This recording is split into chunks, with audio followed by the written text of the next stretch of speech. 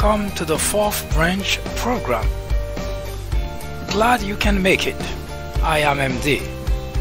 This program is dedicated exclusively for those with common sense, a spirit of patriotism, and a determination for a more perfect union. Stay tuned as we begin the discussion of a very important, interesting, and enlightening topic. Hope to hear from you soon. Happy listening.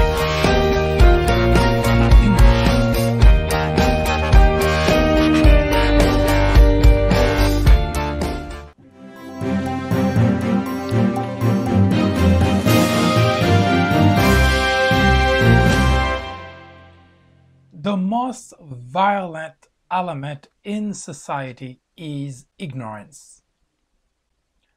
John F. Kennedy said that the ignorance of one voter in a democracy impairs the security of us all. Hello everyone, I am MD and this is the fourth branch program. First, a warning. This program is not suitable for all audiences. I repeat, the content of this program is not for everyone. To find out if it's suitable to you, answer the following two questions. 1. Would you entrust your teenage daughter to a known rapist? And 2. Would you have a known pedophile cared for your toddler? Once again, would you entrust your teenage daughter to a known rapist? And question number 2, would you have a known pedophile cared for your toddler?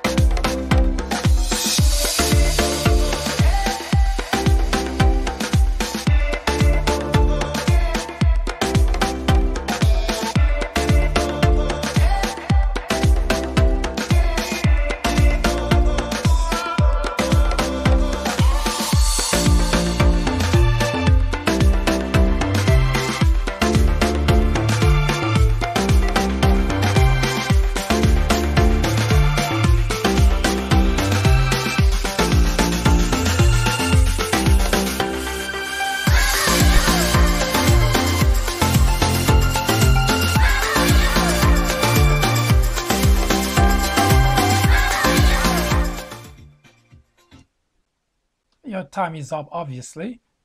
If you had difficulty answering either question, this program is not for you. If you answer yes to either or both questions, this program is definitely not for you.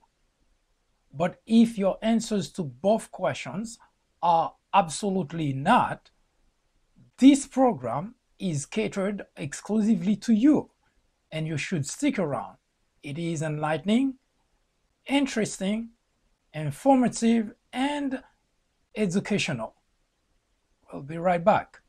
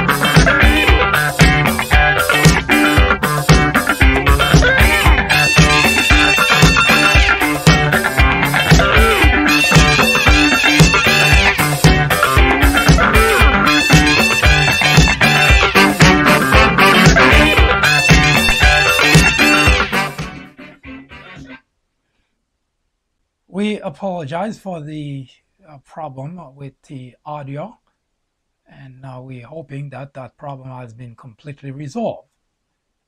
I said earlier, if you had difficulty answering either question, this program is not for you. If you answer yes to either or to both questions, this program is definitely not for you. But if both answers are absolutely not, this program is catered exclusively to you. You should stick around. It is interesting, educational, informative, and enlightening. And we're pretty certain you will enjoy every bit of it. We'll be right back.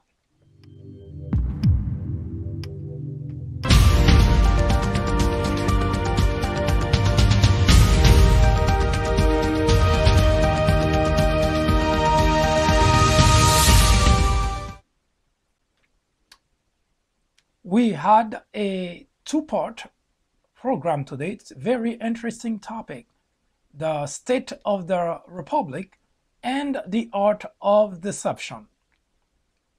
The second part is a very involved, very interesting aspect of the program today. It will show not only how the art of deception has been used in politics and which party it has benefited the most, and what it means for the future of the country and the state of the republic, of course. And we start today with the state of the republic. Political partisanship, when it is enveloped in true patriotism, it is healthy in a democracy. Members of each party serve as watchdogs over members of the other party. It is this type of healthy environment which can help implement better legislations. No matter how great a piece of legislation is, not everyone will be pleased.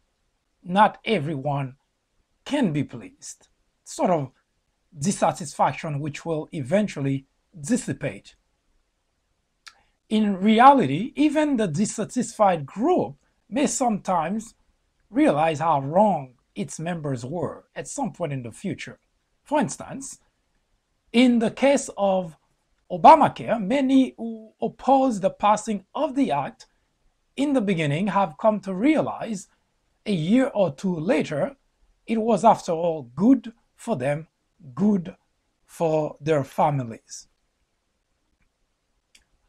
But political partisanship can also destroy a democracy whenever members of at least one party have abandoned patriotism and embrace fanaticism as the drive to get their voices heard, to get their agendas through. Such was the case, for instance, with the $1.5 trillion tax cut, which only serve large corporations and, as we must, all of us know, wealthy individual.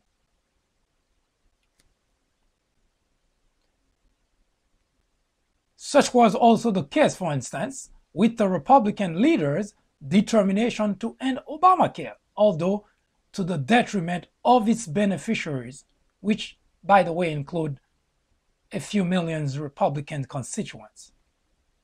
It is also such partisanship which puts the country in the predicament it is today.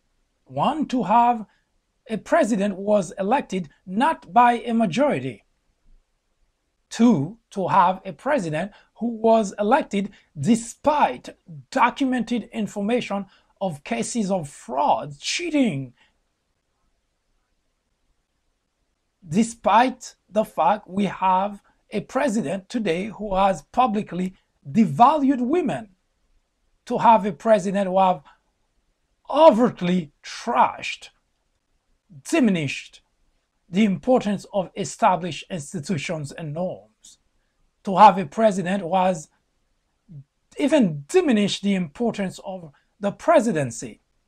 To have a president who has overtly compromised the security of the nation. To have a president who has publicly displayed lack of empathy, lack of sympathy.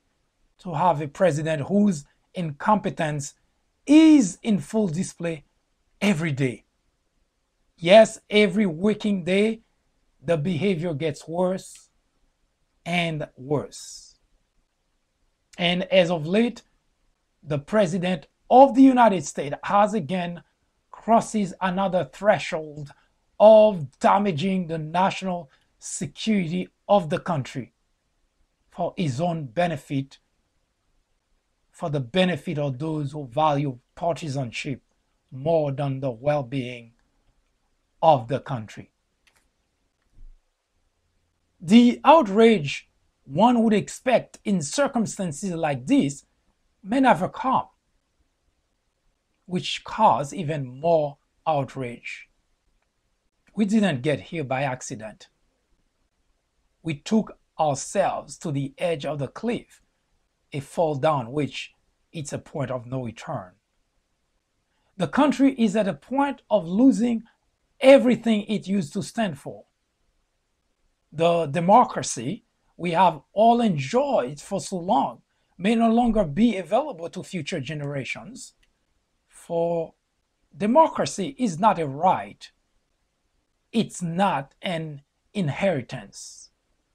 It is an environment one is born into, but one can lose as easily if it's not nurtured, if it's not preserved. The irony is that millions are actively working to undermine that very democracy they too have enjoyed.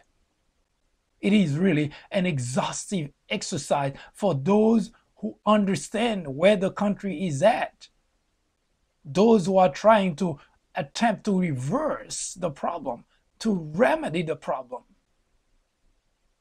Exhaustive indeed it is. Maybe they too will throw the towel, and the country, as it's been for centuries now, will no longer. It is probably time. It is well overdue time for action.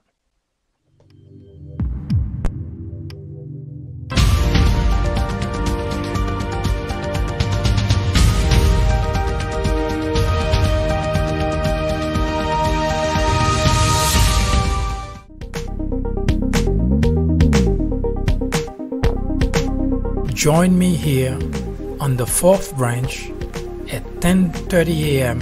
and 6:30 p.m. every Saturday.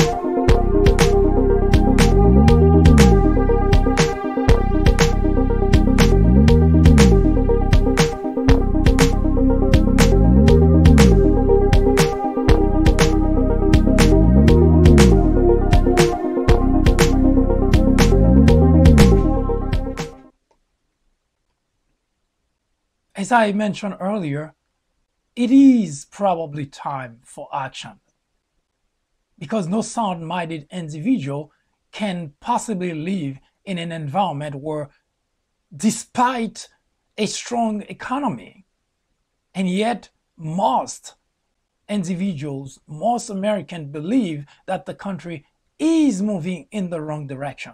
It is probably the first time in the history of politics that a country with a strong economy is not perceived as moving in the right direction. And the problem is not the economy as it usually is.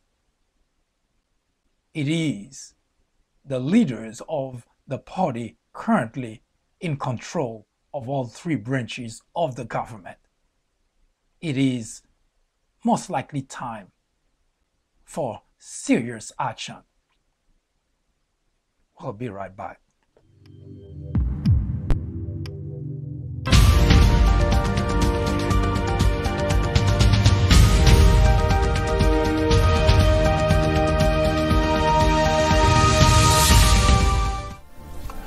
In 1996, a small network by the name of Fox News was launched with just 17 million viewers.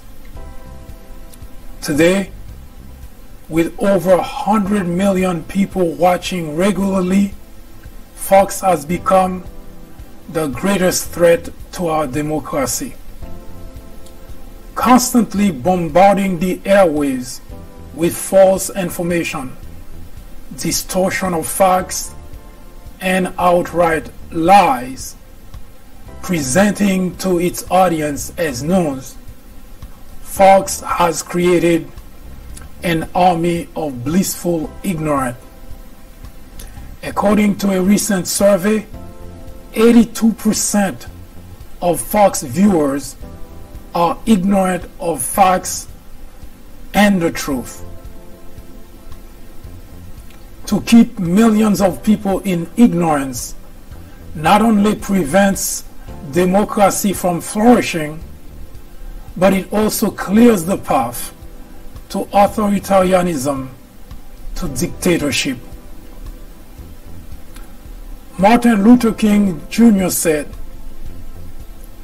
"Nothing in all the world is more dangerous than sincere ignorance and conscientious stupidity." Let me finish by saying that democracy cannot survive in an environment where truth and facts do not matter. At Fox, truth and facts do not matter. Indeed, democracy in America is in jeopardy.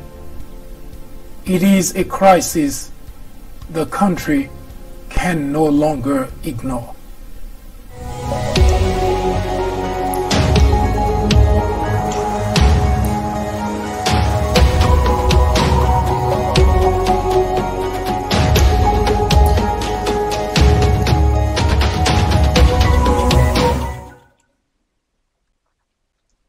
It is indeed time sound-minded individual, decent and morally bound Americans take over the operation and the functioning of our government.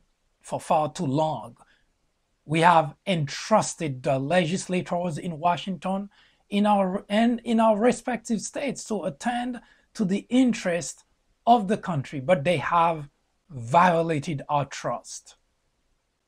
They have indeed attended to their own selfish interests, and in the process destroyed the very institution which have guaranteed a system of justice and protected our democracy. Yes, it is time. For instance, the Brett Kavanaugh confirmation hearing has brought to bear the lack of patriotism and the lack of interest in the well-being of the country. We, the people, are somewhat responsible for this predicament, as we will see in the art of deception. The members of the Republican Party have been in Washington for several decades. We, the people, have been too disengaged in political discussions, in political debates. We have been deceived by the legislators who have mastered the art of pinning one group against the other, one party against another. For example, on February 2017, 1 month after Trump assumed the presidency, the Republicans passed a $1.5 trillion tax cut, which was opposed by 60% of the American constituents. Later in the year, they again try to kill the health care known as Obamacare, which provide coverage for more than 20 million individuals. And the list, of course, goes on and on. And yet, election after election, the Republican constituents send those same individuals back to Washington. Although both political parties are to blame for the state of the Republic, the Republican Party has long lost its way. GOP leaders have abandoned the principles, the virtues the party used to stand for. By most analysis, GOP legislators do not think in terms of the country or in terms of future generations.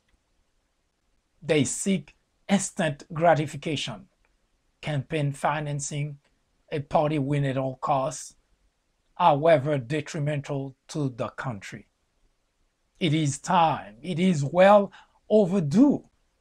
Republican constituents get rid of those very old legislators who have long lost touch with reality, with changing time, and with a changing culture. It is up to us now. It is up to the rest of us to put an end to this madness. What will we do? What will the young constituent do? Will we continue to accept the status quo? Will we continue to send those same old individuals who still live in the past, 10, 20, 30 years in the past, and continue to make decisions which are old, which can no longer serve the constituency of today?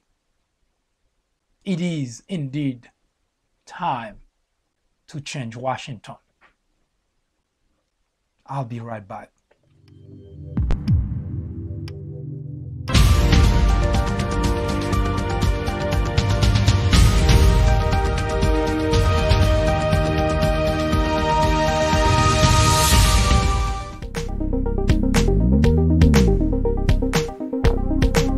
Join me here on the fourth branch at 10:30 a.m. and 6:30 p.m. every Saturday.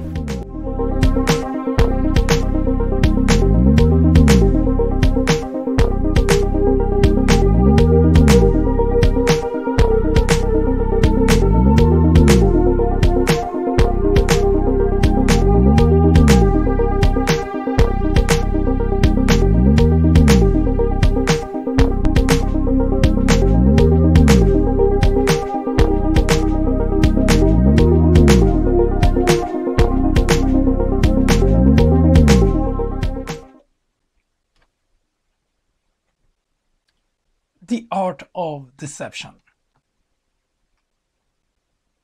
Politics is the art of deception. Whichever politician has mastered the inner working of deception will always come out successful, come out ahead. Although we must admit that that success would be short-lived. Be careful, however, because here again, the expression short-lived is very relative. It may be a day, a week, a month, a year, or even a decade. Whichever it is, and however shrewd of a deceiver a politician is, deception is never permanent.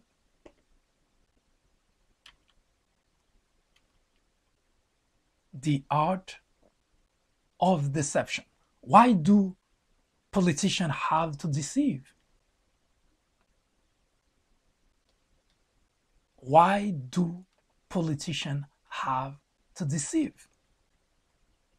Abraham Lincoln, the 16th president of the United States, he said that You can fool all the people some of the time, some of the people most of the time, but you cannot fool all the people all the time.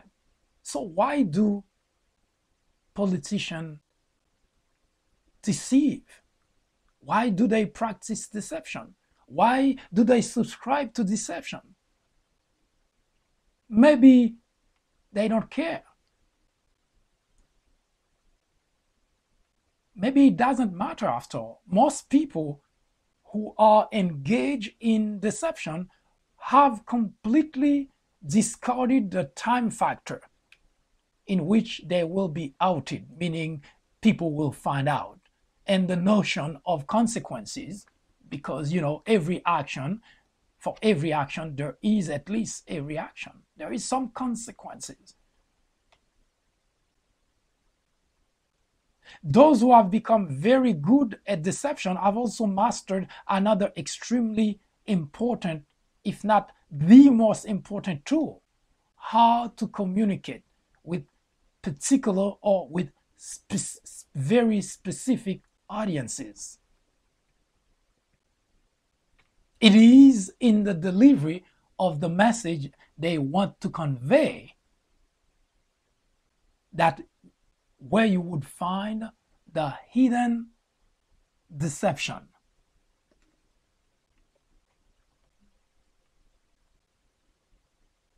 So why do politicians practice deception? Why do they subscribe to deception?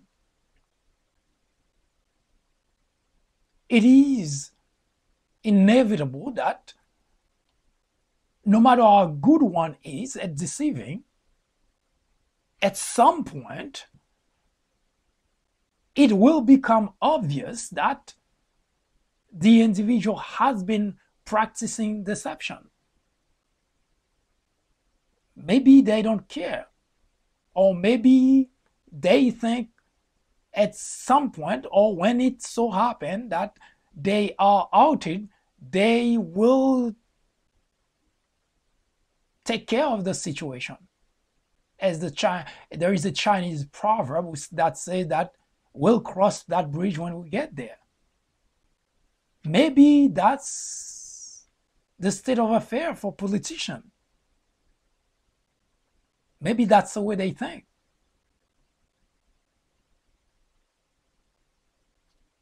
Maybe, as I mentioned earlier, it doesn't matter. For instance, Donald Trump needed no introduction as candidate for the presidency of the United States. So it seems that in addition to the familiarity with the masters of deception, the audiences also hold a preconceived image of the great deceivers. And it seems obvious, especially with Donald Trump, considering that it was common knowledge that he is a con man. He had deceived a lot of people along the way. In fact, most of his fortune are made by filing for bankruptcy, 7 times to be exact. So every time that he takes a certain amount of money or services from individual, from banks, the way that he gets out of that predicament of owing people is by filing for bankruptcy. But it didn't seem to matter to those who supported him. In fact, during the general election, most Trump supporters referred to his success in business as a reason to support him and to decide to vote for him. Ironic, isn't it? Now, anybody with the right mind would know that Donald Trump did not really succeed in business. He conned his way to have money. Something that most of us, even those who supported him, would not do because they would think it's bad, it's wrong. And yet, they supported him for having used those very tricks to become rich. Even in possession of undeniable proof that Donald Trump is a con man, that was not enough to strip him of the huge support he enjoyed then and now. The question is, does it matter? It is also worth noting that the great deceivers are usually armed with something, a very unusual, if also unique charm, which keep their audiences engaged. As of date, for instance, despite numerous reports that Donald Trump did not achieve any success. He was always bailed out by his father. The deception has taken such a strong hold on his audiences, they seem to be completely zombified by his charm. It is important to mention that the art of deception is really what differentiates Republicans from Democrats. For instance, during the confirmation hearing for Brett Kavanaugh for the Supreme Court, both the Republican members of the Judiciary Committee and Brett Kavanaugh himself, they have very adeptly manipulated the audiences. The people watch the hearing, especially at the time that Christine Blasey Ford was in the audience providing her testimony. Brett Kavanaugh was coached to express his emotion, to even cry if necessary, in order to invoke sympathy from undecided support. Interesting, isn't it? That great deceivers, masters of deception, they use every single tool at their disposal to manipulate the audience. So Brett Kavanaugh has proven to be such a great deceiver as well, a great manipulator of audiences. He did extremely well. Pretend to be hurt, pretend to cry, to invoke sympathy. And that's what taught with the art of deception. Great deceivers learn to use every tool in their arsenal.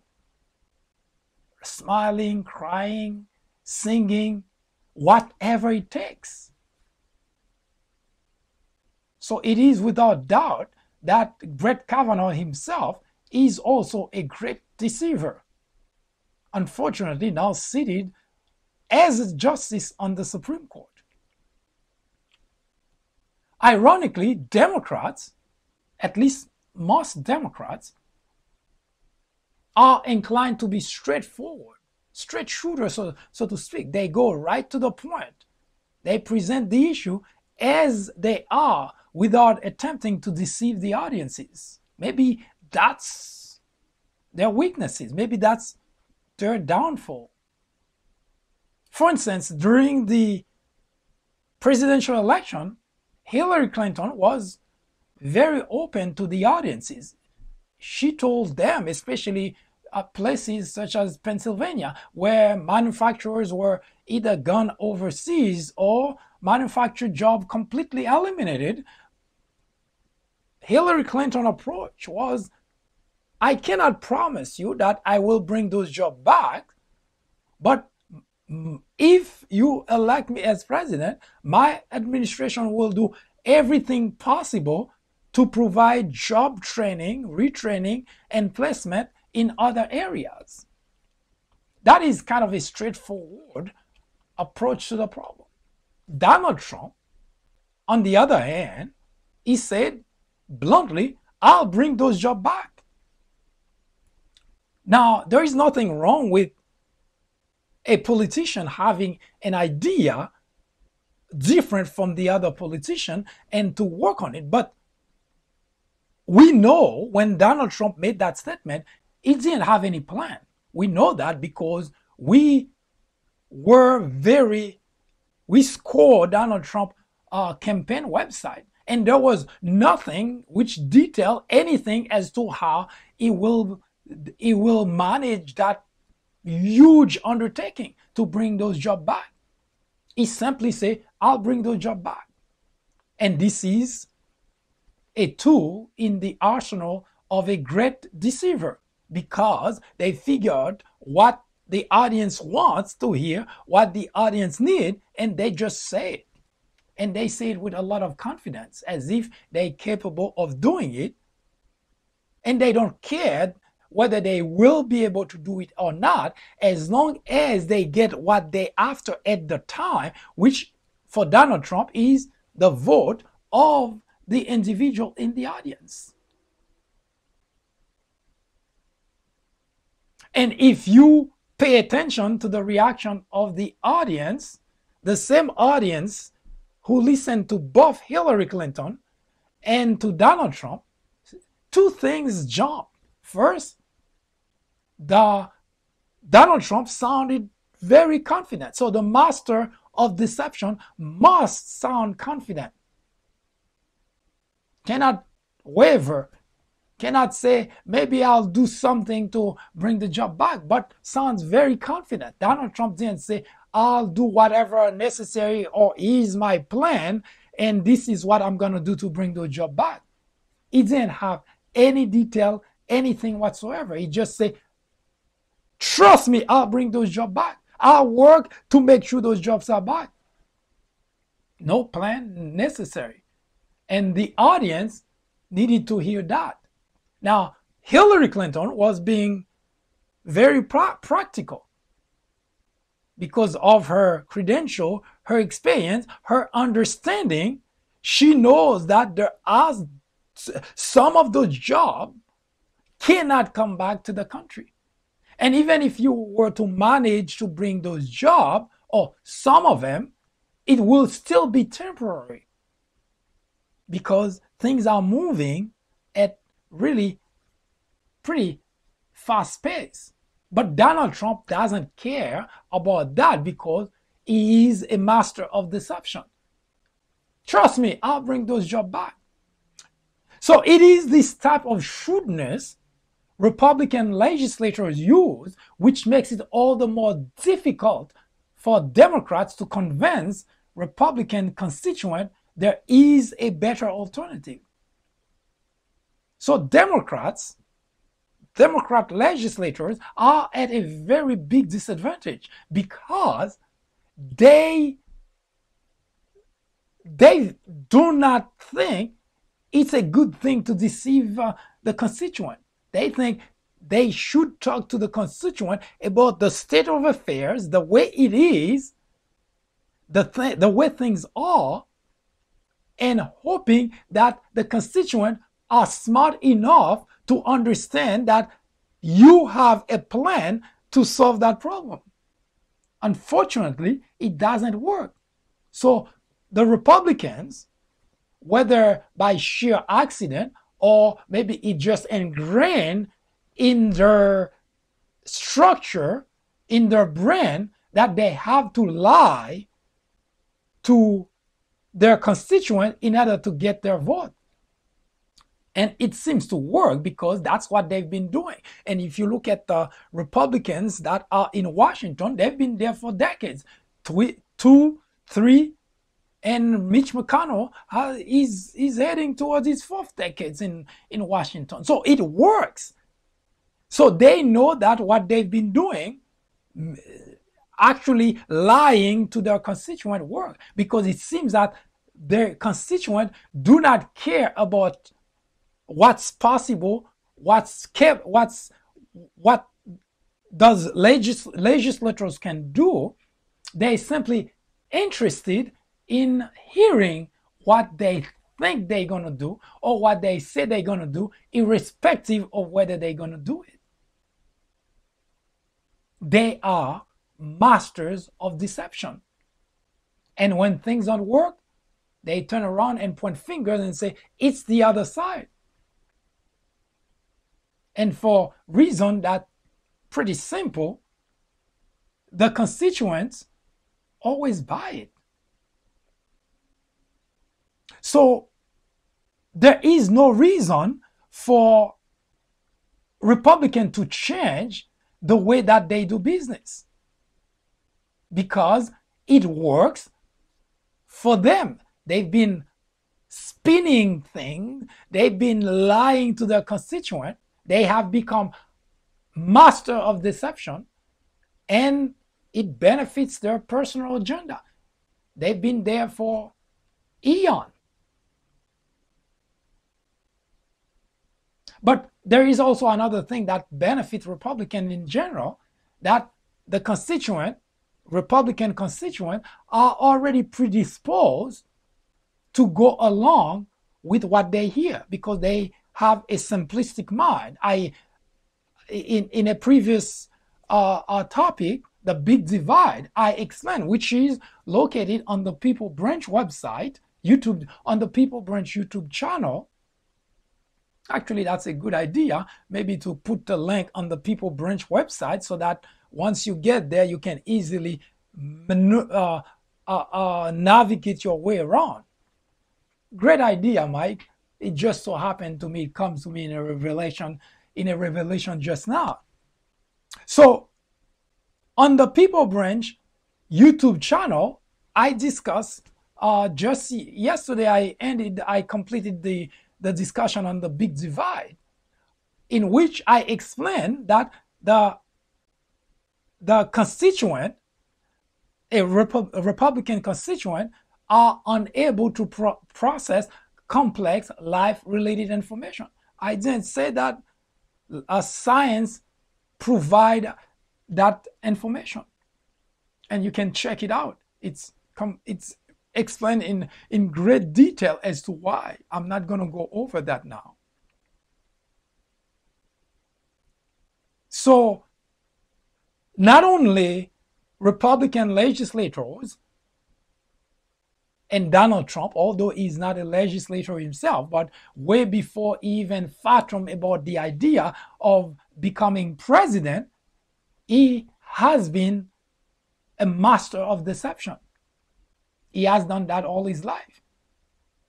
Because if you think about it clearly, who can possibly deceive financial institution to get to the point of filing for bankruptcy 7 times? It's just impossible. And yet, Donald Trump had managed to do that. He is a master of deception. And he continued to do that even when he vied for the presidency, when he vied for the Oval Office. He is that good at deceiving people. He tells you whatever you want to hear. Although he knows there may not be any way of doing what he said, because he has been doing that all his life and people have been buying it all their lives. So it's not that impossible. But now the price that's being paid is by the whole country.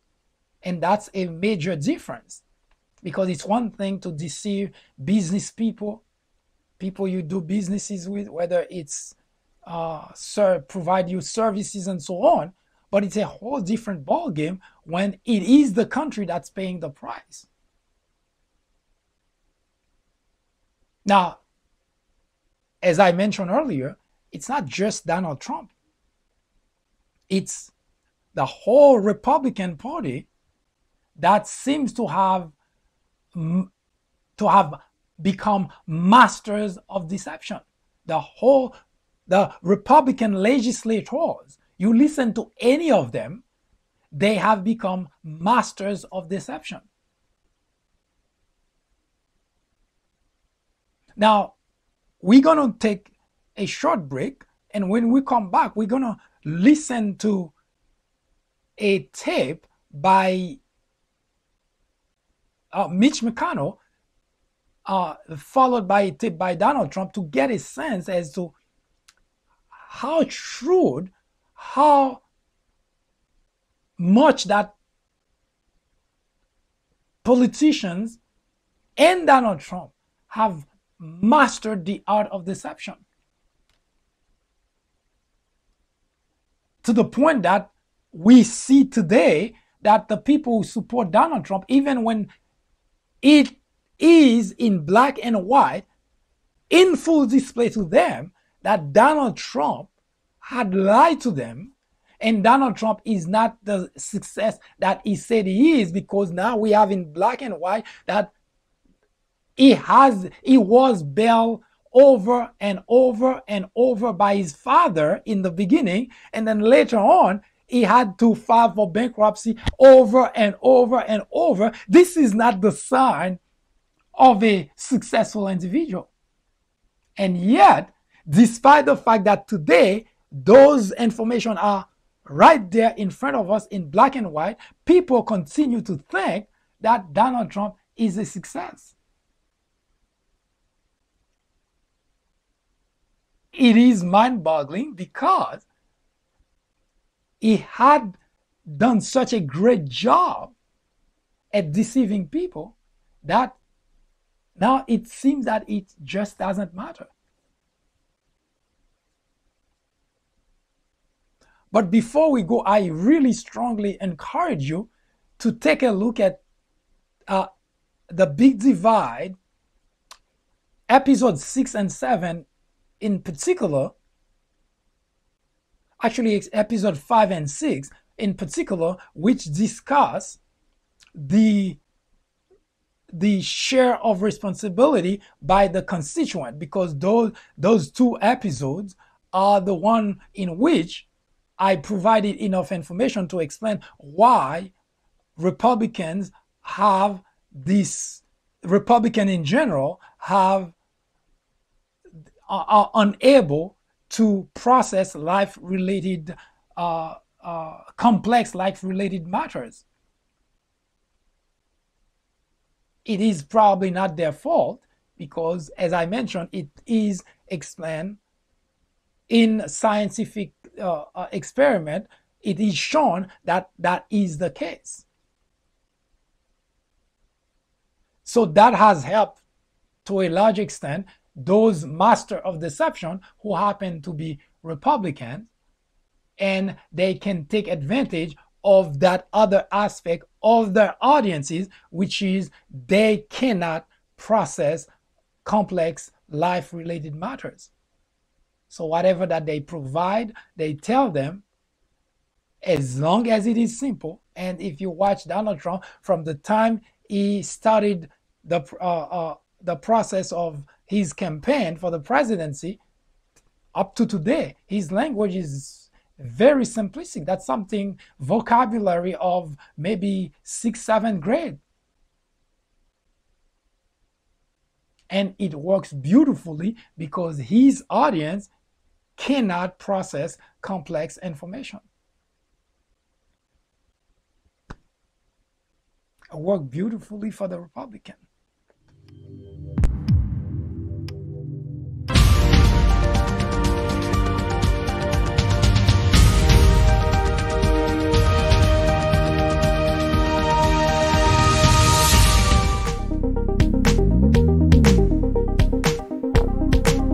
Join me here on the 4th branch at 10:30 a.m.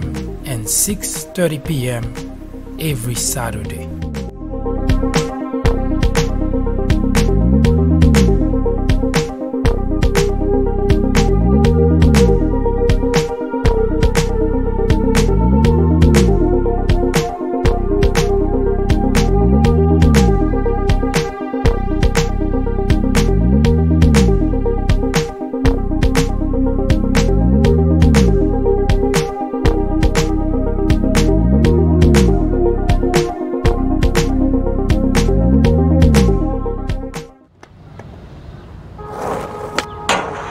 If people say your dreams are crazy, if they laugh at what you think you can do, good. Stay that way.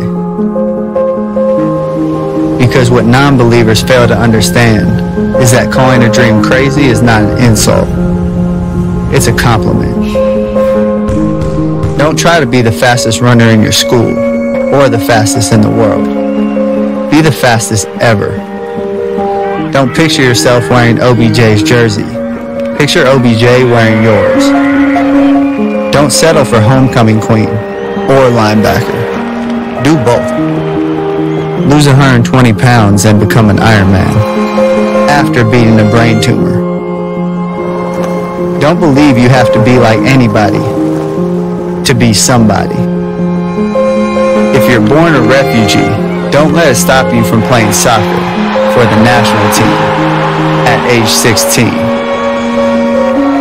Don't become the best basketball player on the planet. Be bigger than basketball.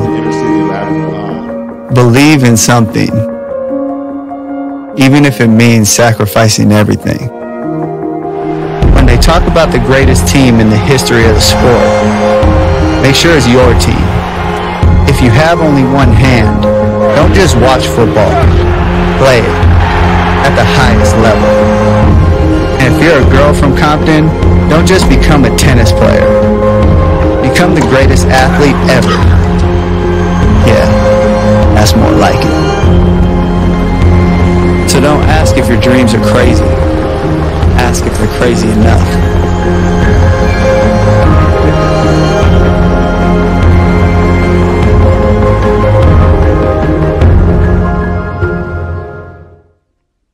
We're going to take a quick look at a video by Mitch McConnell, and we'll come on the other side and try to place the discussion we just had about master of deception and make a short comment about it before we move on to the next aspect of this argument. And you're all following the current Supreme Court fight. And you will watch it unfold in the course of the next week. President Trump has nominated a stunningly successful individual.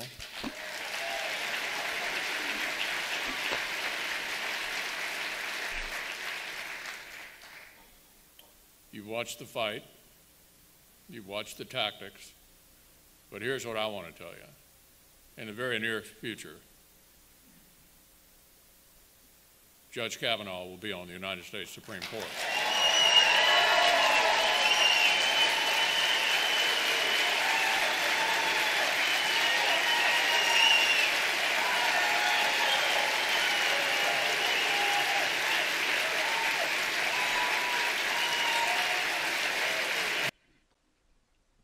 Now, in this video, you may notice that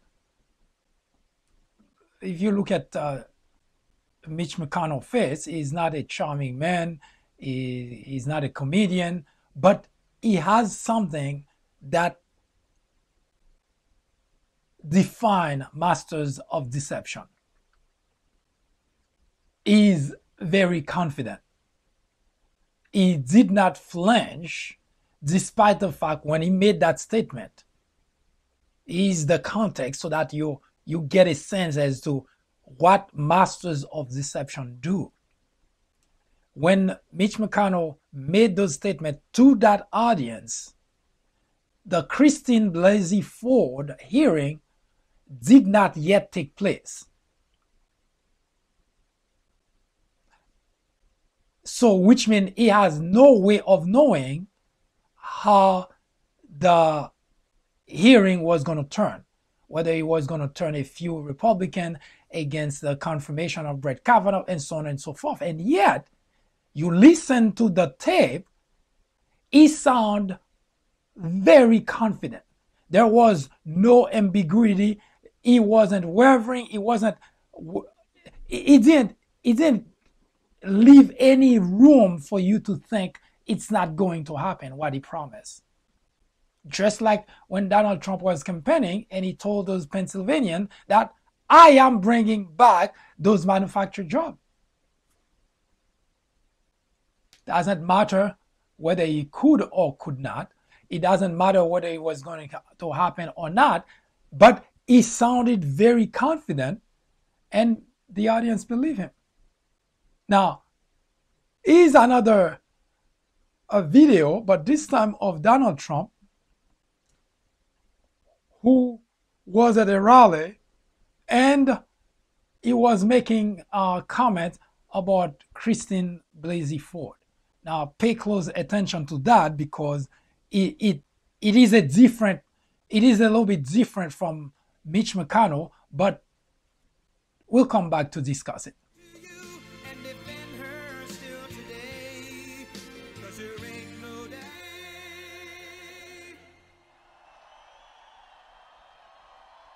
How did you get home? I don't remember. How'd you get there? I don't remember. Where is the place? I don't remember. How many years ago was it? I don't know.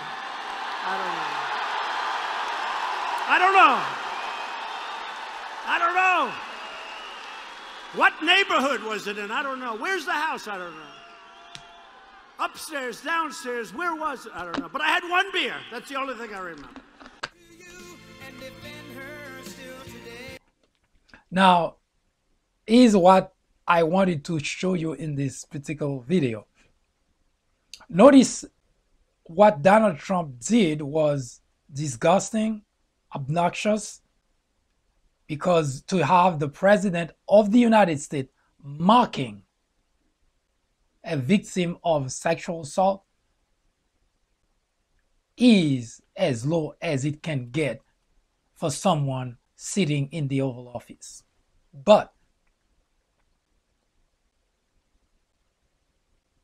you heard the audience cheering. And the audience wasn't comprised of just men. You would have come up to the conclusion, well, maybe they too feel the same way. They don't care. But there were a bunch of women laughing, smiling, and clapping and cheering. Masters of deception are that good. They connect to the audience and they get the audience to come to their side, however disgusting and obnoxious their statements are. That's our good masters of deception. And Donald Trump tops them all. Now, if that's the case, if that is indeed the case, why should Democrats not do the same thing? Why should Democrats continue to use the correct path to win constituent, to talk to constituent, when Republicans use the most despicable path to keep their position? They deceive those constituents. They lie to them. And when things seem to be out of control, they turn around and point to the Democrats. Why shouldn't Democrats play that role? The same game that the Republicans play. So I ask the question, should Democrats try to match Republicans in their deceitful approach? Now, if that happens, if Democrats wake up and decide to do that, what will the country be like if both parties engage in full-out deception?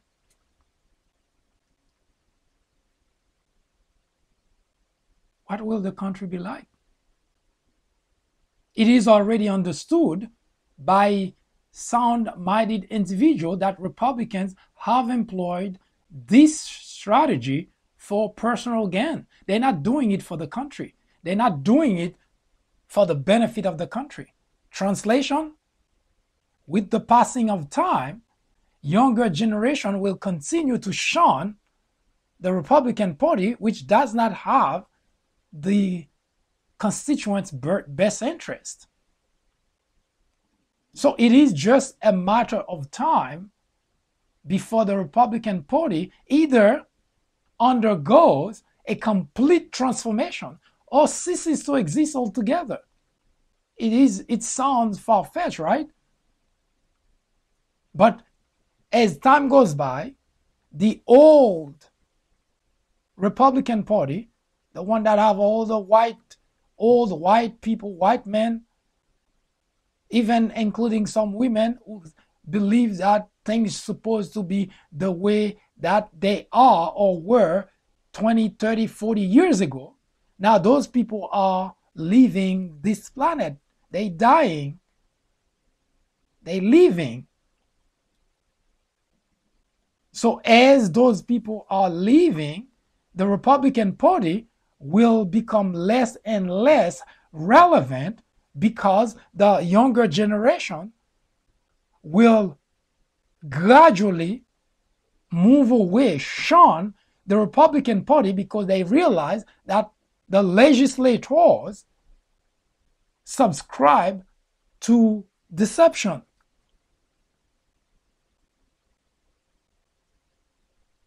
As Abraham Lincoln said so wisely, you can fool all the people some of the time, but you can fool all the people some of the time and some of the people all of the time, but you cannot fool all the people all the time. Republican legislators, beware.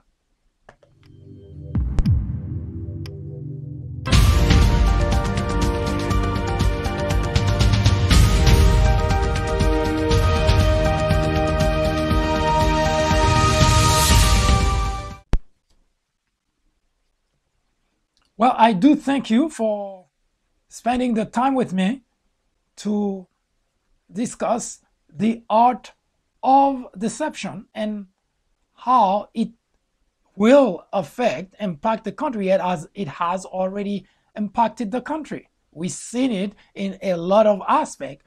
We have Donald Trump, even on the international stage, have tried to do the exact same thing by using the art of deception, and that had moved our allies away from the United States.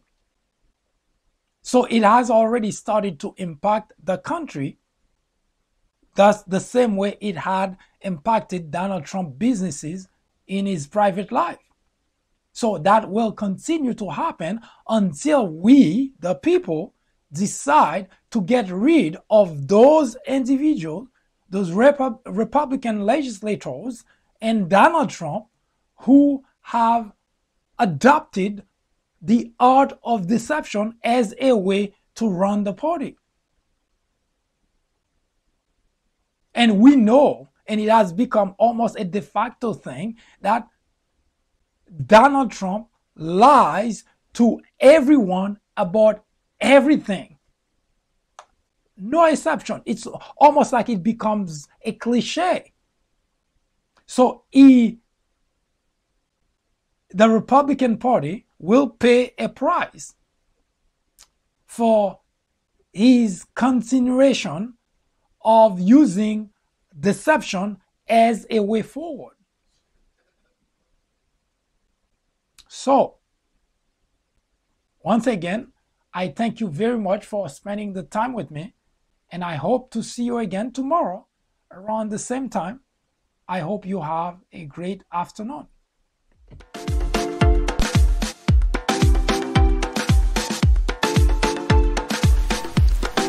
The Fourth Branch Podcast is brought to you in collaboration with the People Branch publication, which can be found on the People Branch website, located at peoplebranch.org. That's peoplebranch.org. That's peoplebranch.org website, in which you will find a number of very interesting articles.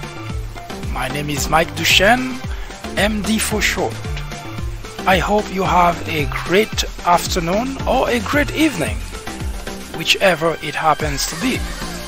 Hopefully you can join me again next time for another interesting episode of this podcast. That was the Fourth Branch, live from New York. Good day.